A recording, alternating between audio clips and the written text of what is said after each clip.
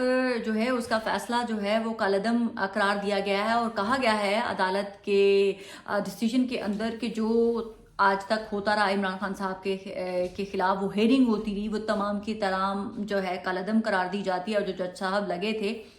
ان کو ہم درست کہتے ہیں۔ اور اگر آپ لوگوں نے یہ کیس کا چلانا ہی ہے تو مطلب لیگلی طریقے سے چلائیں۔ تو اس کو جو مخالفین ہیں عمران خان صاحب کے وہ یہ کہہ رہے ہیں کہ جی یہ تو ابھی نہیں ایک جو ہے طریقے سے اجازت مل گئی، بھائی پہلے بھی تو اجازت ہی تھی، پہلے بھی تو عمران خان صاحب کے خلاف یہ کیس چل ہی رہا تھا سائفر کا، اور کوئی بھی نہیں روک ٹوک رہا تھا، پہلے بھی ججز کو پتا تھا کہ یہ غیر قانونی ہو رہا ہے لیکن کوئی روک نہیں رہا تھا۔ اور اب ہماری عدلیہ کا یہ فیصلہ آنا کہ یہ جو کچھ بھی ہیرنگ ہوتی رہی ہیں یہ غیر قانونی تھی، یہ نہیں ہو سکتی تھی، اکارڈنگ ٹو لا نہیں تھی، لہٰذا ہم اس کو کالعدم قرار دیتے ہیں۔ عمران خان صاحب کے سر پر جو ایک تلوار سائفر کی لٹک رہی تھی وہ تلوار سائڈ پر رکھ دی گئی ہے، یہ عمران خان صاحب کے لیے ایک بہت بڑا ریلیف ہے۔ اب آگے حکومت کیا کرتی ہے، دوبارہ اس کیس کو پرسو کرتی ہے، کیسے کرتی ہے، جب ہوگا تب ہوگا۔ فی الحال عمران خان صاحب کے لیے ریلیف ہے، عمران خان صاحب کو بھرپور طریقے سے ریلیف مل گیا ہے۔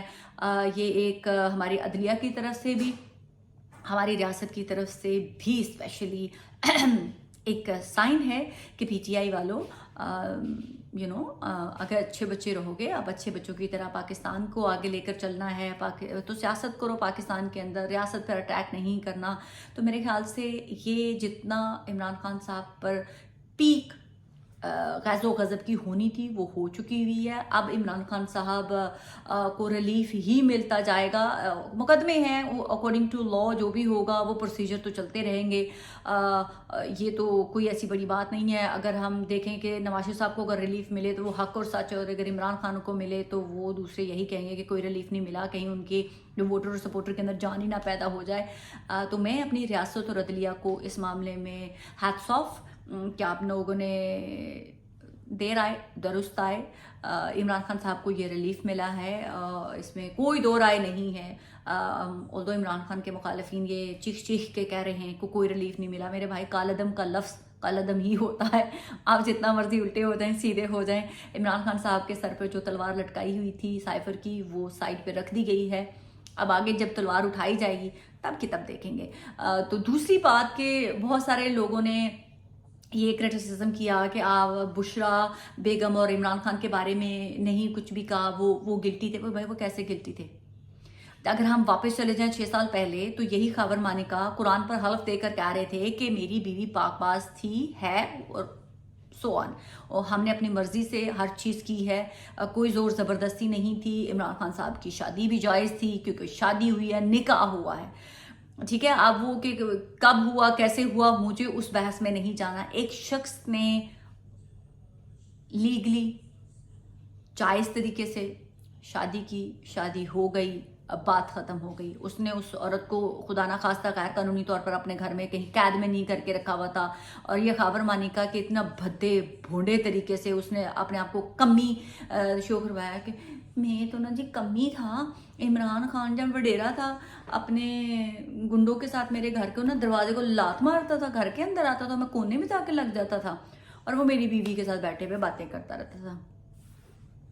اب مجھے یہ بتائیں پاکستان کے ہر گھر میں کوئی نہ کوئی کسی کا مرید ہے،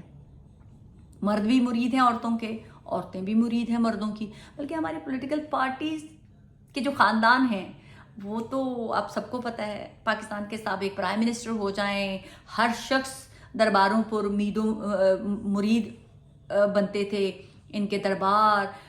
پیروں فقیروں کے پاس جانا۔ کون سے ایسے ہمارے سیاستدان ہیں یا ان کے گھرانے ہیں جو پیری مریدی پہ یقین نہیں کرتے؟ تو اس کا مطلب ہے جو ہماری سیاسی خاندانوں کی خواتین ہیں وہ پیروں کے پاس جاتی ہیں، تو ہم اس کو بھی کہہ دیں کہ یہ غلط ہو رہا ہوگا، کچھ عشق مشق کا چل رہا ہوگا۔ اور اگر مرد کسی عورت کے پاس جا رہے ہیں ایز اے مرید تو کیا وہ بھی عشق مشق کا ہی کر رہے ہوں گے؟ شادی ایک جائز فعل ہو گئی، سو واٹ، کوئی گناہ تو نہیں ہوا، پسند کی شادی کرنا کوئی گناہ نہیں ہے، لیکن کسی ایک عورت کو پورے مال و ثواب کے ساتھ انجوائے کرنا، اپنی سابقہ بیوی کا ٹینیور جو ہے اقتدار کا، اور پھر آ کے کہہ دینا کہ جی بیوی بری تھی میری، میں تو اس کو روکنے کی بڑی کوشش کرتا تھا، وہ روک دی نہیں سی،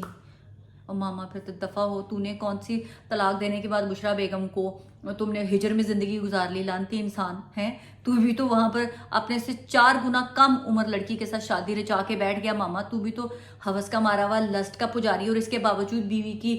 سارے پروٹوکول انجوائے کرتے رہا، دور فٹے میں ونس اگین تمہارے اوپر۔ اب جی وہ صحافی کا کام تو تھا، اینکر کا کام تو سوال کرنا، نہیں بھائی اینکر کا کام سوال کرنا نہیں ہوتا، اینکر کا کام میاں بیوی کو یہ پوچھنا نہیں ہوتا بتائیں آپ کا بشرا بیگم کے ساتھ عمران خان کے تعلقات کیسے بنے، بتائیں آپ کی غیرت جاگتی تھی یا نہیں جاگتی تھی،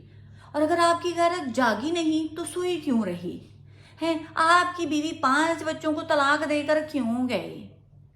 اللہ سے ڈریں ہم سب، اللہ کی قسم اللہ سے ڈریں،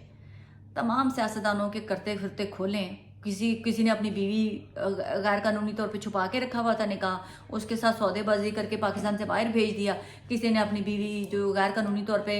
چھپا کے کی ہوئی تھی اس کے ساتھ لین دین کر کے پاکستان میں سیٹل کر لی، کون سے سیاستدان ہیں جنہوں نے 1 سے 2 سے زیادہ شادیاں نہیں کی ہوئی، کون سا سیاستدان ہے جو ستی سویتری ہے، لوگوں کے گھر جاتے ہوئے پکڑے جاتے ہیں، پتہ نہیں کیا کیا کرتے ہیں، اور ایک عورت کو کرٹیسائز کر کے صرف اپنے آپ کو مرد سامنے کرنا اور بتانا کہ جی ہم مرد ہو تو ایک دوسرے کو سامنے آ کے کرو، ایک دوسرے کا چیر ہرن میں دیکھوں، آپ لوگوں ایک دوسرے پر کیوں نہیں کرتے ہو، مردوں کو کیوں نہیں بتاتے کہ تو کتنا بڑا لوز کریکٹر ہے بھائی، ہر وقت عورت سافٹ ٹارگٹ ہوتا ہے، بس عورت کو ٹارگٹ کر کے مرد کو نیچے گرا دو، اور یہ وہی مرد ہوتے ہیں جن کے اپنے گھر میں اگر یہ جھانک لیں تو شاید اپنے آئینے میں بھی اپنی شکلیں نہ دیکھ سکیں۔ تو میں بس اتنا ہی کہوں گی، پاکستان کی ریاست اور عدلیہ نے بہت اچھا کام کیا ہے، پاکستان زندہ باد۔